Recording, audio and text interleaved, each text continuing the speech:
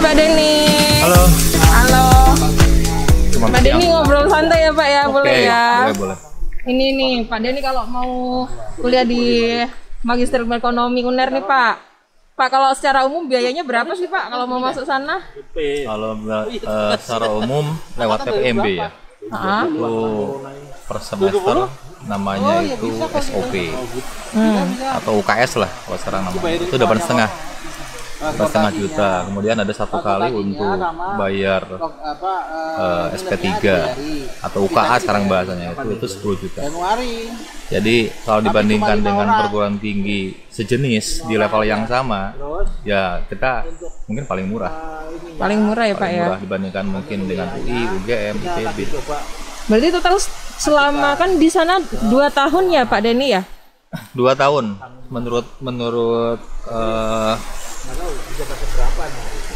akademik ya, itu 2 tahun. 2 tahun Jadi, ya? 2 tahun kali 8,5 34 34 tambah 15 tambah ya 15 10 tambah 10 berarti 44 juta ya? 44. Kalau lancar 2 tahun. 2 tahun selesai. Kalau lebih cepat 1,5 tahun itu lebih murah karena di MBA itu dimungkinkan kurikulumnya tuh 1,5 tahun. Ada nggak bisa Pak yang bisa lulus setengah tahun, 1,5 tahun? Ada ya? Ada beberapa orang karena memang desainnya dimungkinkan. Kita kan punya teori 1 tahun, kemudian 1 tahun berikutnya itu fokus ke tesis. Jadi kalau misalnya cepat melalui proses tesis, ya bisa setengah tahun. Jadi ada 3 tahapan, ada proposal tesis, seminar hasil, dan ujian tesis. Itu kalau 1 semester diselesaikan ya 1,5 tahun. Oke. Ada ini nggak Pak, program-program khusus misalnya beasiswa atau apa gitu di MIE UNER? Kalau beasiswa dari UNER sendiri itu hanya ada untuk orang asing. Orang asing? Mahasiswa asing namanya ADS, Erlangga Development Scholarship.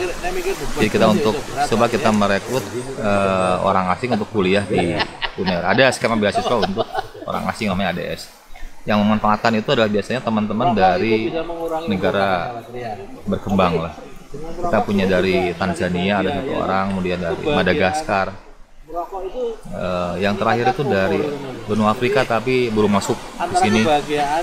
Kemudian kalau untuk orang Indonesia bukan orang asing dari lembaga UNER itu nggak ada. Cuma adanya itu yang sekarang itu banyak slotnya adalah LPDP. Karena udah terakreditasi A ya Pak ya? Ya, jadi sejak kita akreditasi A 2017, kemudian perpanjangan sampai 2027 kita perpanjangannya A.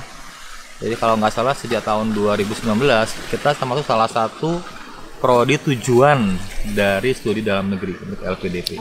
Dan LPDP. Dan saat ini sudah ada sekitar 3 sampai 5 orang yang dapat beasiswa LPDP. Iya, Itu kalau yang bisa. LPDP rata-rata ada nggak Pak yang dapat itu lulusan UNER sendiri atau rata-rata non UNER ya?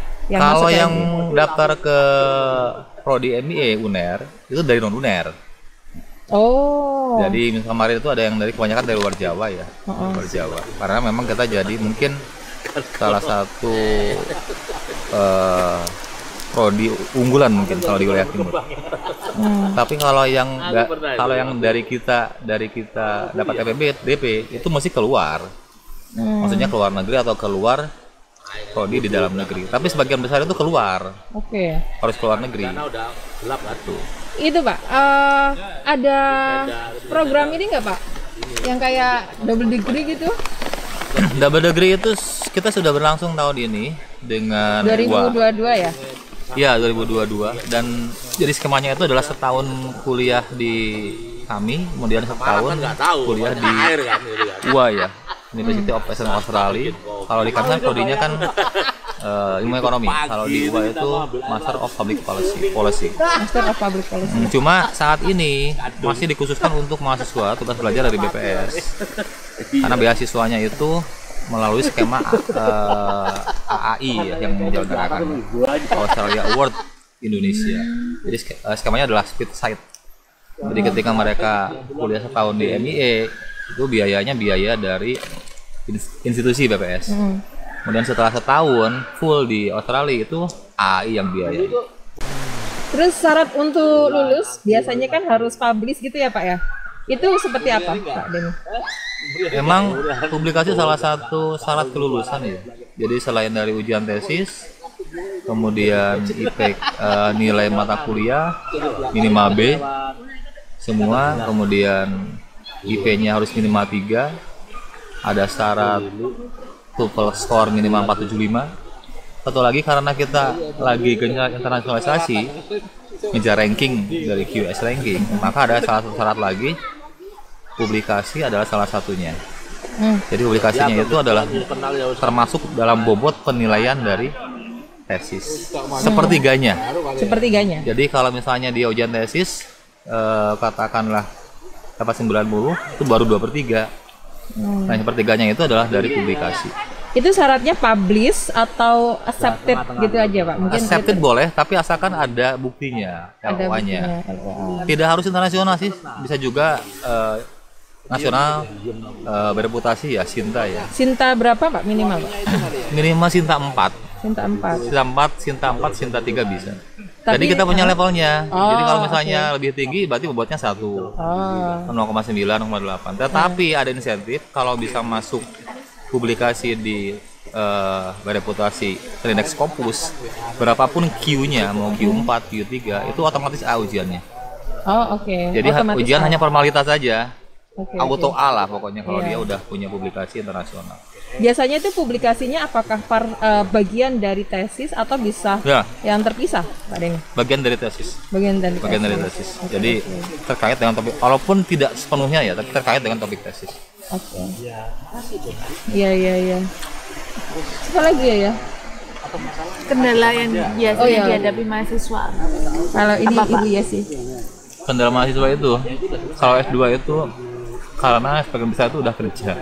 Itu gimana Pak? Sehingga ngatur waktunya itu, desain perkuliahan tuh sebenarnya tuh bisa lulus setengah tahun harusnya ya. Tapi rata-rata lulusnya di kita itu masih 2 tahun lebih. 2 tahun lebih. Karena mereka kebanyakan itu kalau udah kuliah 1 tahun kemudian masih kerja, sehingga kemungkinan ditunda dulu. Nah, kami coba untuk mengantisipasi itu dengan berbagai cara, yaitu dimonitor, kemudian dipantau dan seterusnya. Jadi karena memang sebagian besar udah kerja, jadi kita harus kita ada agak ketat lah mungkin monitoringnya, nggak bisa dilepas. Kendala yang lain relatif nggak ada. Karena kalau masalah tesis sebenarnya tuh DMI nggak ada masalah, karena ketika mereka daftar pertama kali atau PMB, selain dari syarat-syarat standar lah, ETPA, kemudian TOEFL ya, ada lagi syarat harus mengajukan draft dari proposal, proposal paling enggak latar belakangnya apa, kemudian tujuannya apa, dan macam-macam. Harapannya nanti ketika masuk mereka sudah fokus, jadi sudah punya topik tentang rencana untuk tesis, sehingga nanti ada mata kuliahnya kan diarahkan. Itu sebenarnya udah ada seperti itu skenario-nya, cuma ya lagi-lagi mungkin karena orang kerja kan urusannya banyak.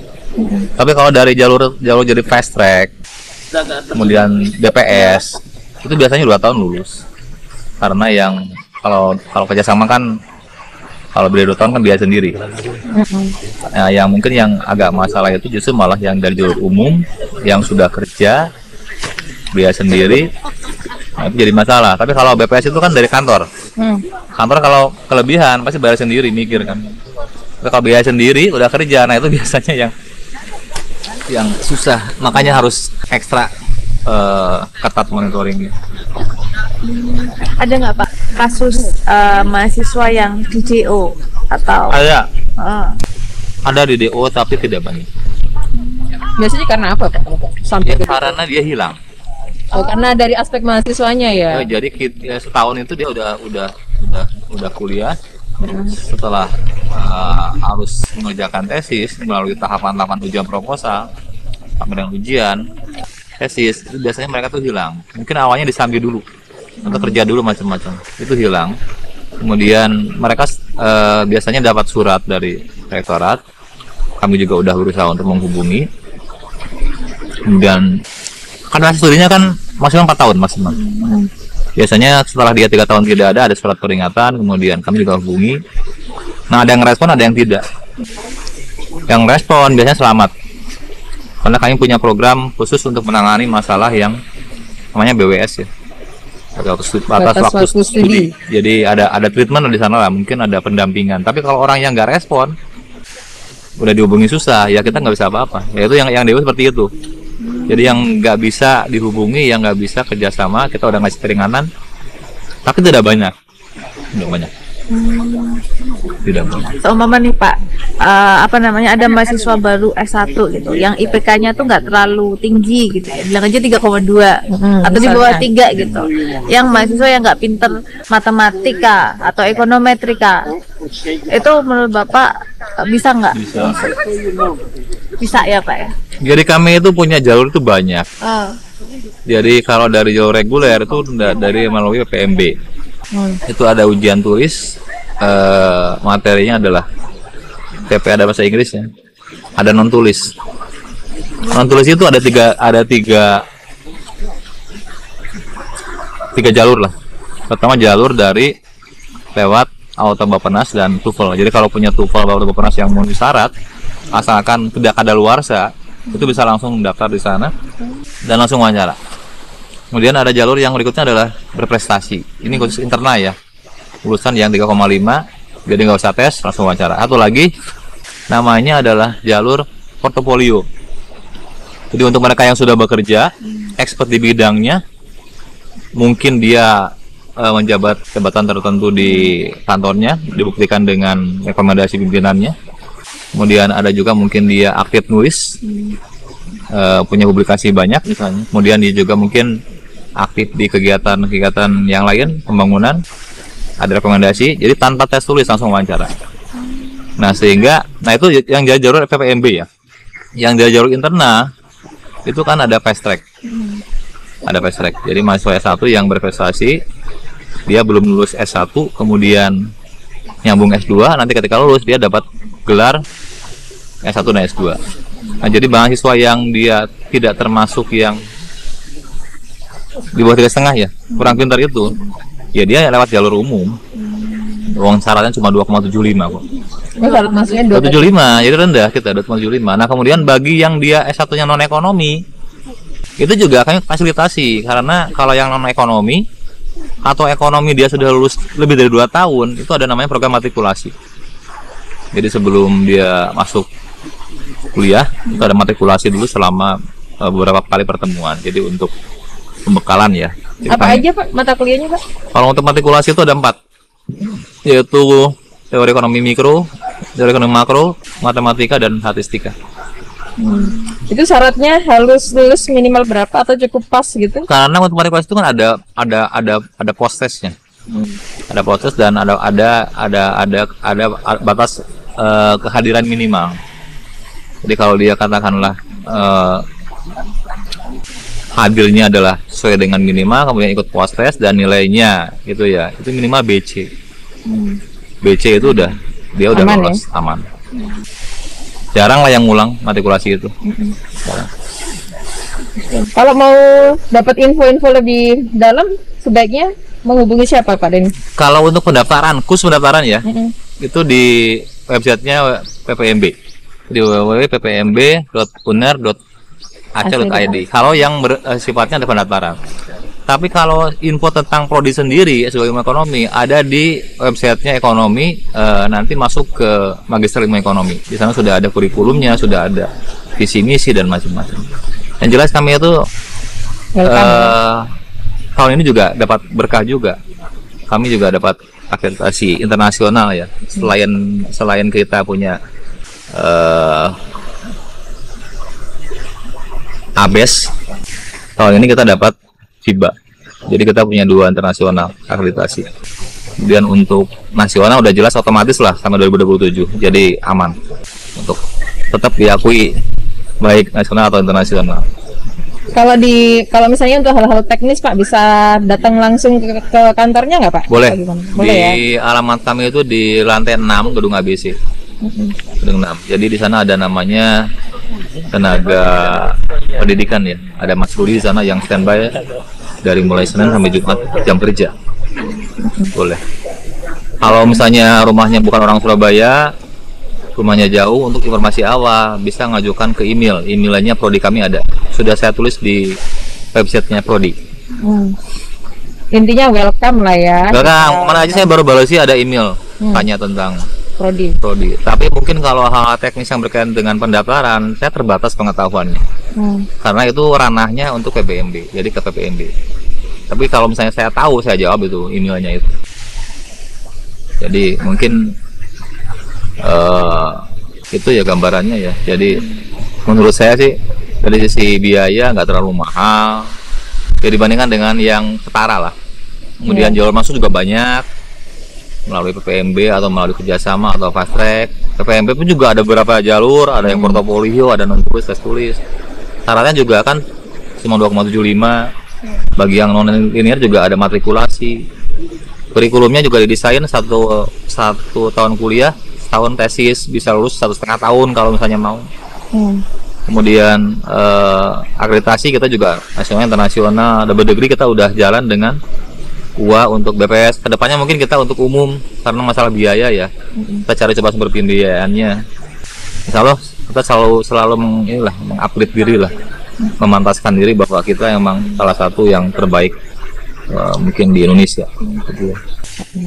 Untuk dosen-dosennya Pak, ada nggak dosen yang maksudnya apakah dosennya care dengan mahasiswa gitu Pak? Iya, karena mungkin S1 itu kan tidak sebanyak S2 nggak sebanyak S1 ya. Jadi ketika mereka sudah ambil tesis itu udah intensif. Bahkan ketika di semester 1 ada mata kuliah Medton, itu dosennya itu sudah mengarahkan. Jadi topik seperti ini nanti diarahkan ke sini, nanti orang yang expert itu adalah nanti ibu ini, bapak ini, sehingga nanti dihubungi. Kemudian setelah pembimbingan, coba kami monitoring, kami serahkan kepada orang yang ahli. Saya melihat loading bimbingnya juga mungkin nanti saya seimbangkan di sana ya biar enggak ini. Kemudian juga kami fasilitasi dulu ya waktu pandemi itu full online. Jadi mulai dari pengajuan judul sampai penandatanganan tesis itu online semua, virtual tanda tangan saya. Tapi kalau sekarang itu sudah eranya offline ya, S1 full. Tapi di S2 itu masih tidak meninggalkan online. Jadi saya masih melayani untuk pendaftaran judul misalnya online, saya tanda tangani, kemudian sampai dengan proposal. Yang tidak boleh tanda tangan virtual itu adalah berkas terakhir dari tesis yang sudah direvisi. Ya itu mau sidang, Udah mau sidang. ya itu tidak boleh virtual, harus tanda tangan basah. Kalau yang lainnya masih perbolehkan. Jadi bagi yang di luar kota misalnya atau katakanlah ke kampus terbatas waktunya, nggak bisa tanya ke lantai 6. Kalau hal-hal yang sifatnya general ya bisa lewat WA, lewat email. Kalau tanda tangan juga sama gitu ya. Tapi ya kami mempermudah. Karena yang full offline itu ada yang S1, S2 itu masih tetap kombinasi. Bahkan untuk perkuliahannya pun juga kami menyediakan hybrid. Jadi kalau misalnya diharapkan offline, tapi kalau tidak bisa, ya ada fasilitas hybrid. Kita punya e-learning hebat gitu ya, bisa kita manfaatkan. Jadi intinya kalau misalnya enak, artinya santai tapi dengan tidak meninggalkan esensi lah, gitu ya. Dosen juga bersahabat semua, dan setahu saya tidak ada dosen yang persulit lah. Kalaupun itu terjadi, pasti saya orang pertama yang akan saya evaluasi gitu. Siap. Saya akan cari di mana masalahnya gitu. Kalau untuk tugas sedikit nggak Pak? Kalau S2 secara umum itu kan banyak mandirinya. Lebih ke itu ya.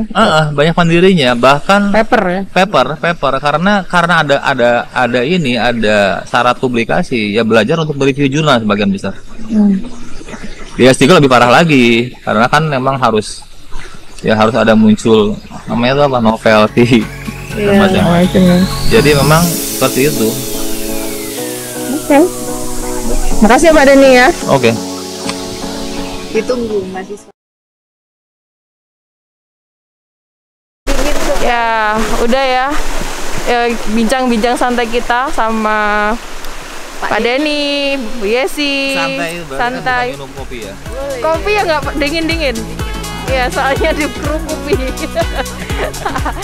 Oke guys, makasih banyak. Kita tunggu kalian gabung di Magister Ilmu Ekonomi Unair, menikmati Surabaya yang panas, sedap dan bahagia. Dah, Assalamualaikum, bye.